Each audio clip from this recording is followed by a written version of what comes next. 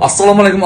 Aksiyanın bombası. Bizlarga kelib turib xarid etasa, siz hech chiqqansiz boshqa qilmasa, hamma har turli podraklarimiz bor. Tekinga beramiz, tortni beramiz, podraklarimiz. Bulan qaydasi qanday bo'ladi? Bizda motopeda asanslar 350 so'mga beramiz. 350 so'm qanday bo'ladi? Aksiyaga qatnashasizlar.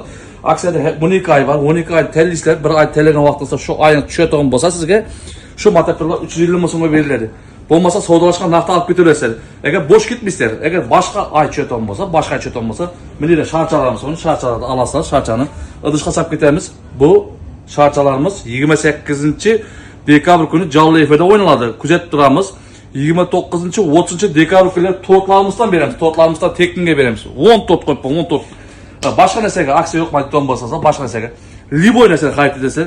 Kattaroq sovg'ani olsangiz, nasozma liboy zatni savdo qilasizlar, vo'ngadan baraban qo'yibmiz. Bu barabanda har turli omad so'zi, lampochka, tefal, quyosh pechkalarni turibdi. Shularni tekinga asanslar bo'ladi. Uni qanday bo'ladi? Tefalcha tefaldan ketamiz, quyosh pechkasi quyosh pechkalab ketamiz. Agarda omad so'zi tushadigan bo'lsa, sharchani olamiz. Yana buni chasab ketamiz.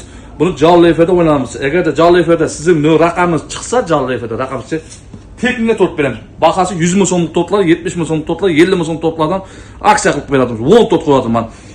Yana da jumaning har juma 350 ming so'mdan motopedani beramiz. Birinchi, ikkinchi kelgan odamga, birinchi haftada 2 motopeda, ikkinchi haftada 2 motopeda, uchinchi haftada 3 motopeda, to'rtinchi haftada 3 motopeda aksiya qilibmiz. Buni motopeda olaman xarid etaman degan do'stlarimizga yuborib qo'yamiz. Manzilimiz Amudira Mang'it aldığım doka qilib Shimga 666 do'kon. Do'stlaringizga tarqatib basinglar. Shimga so'zini yozib qoldirib qo'yamiz.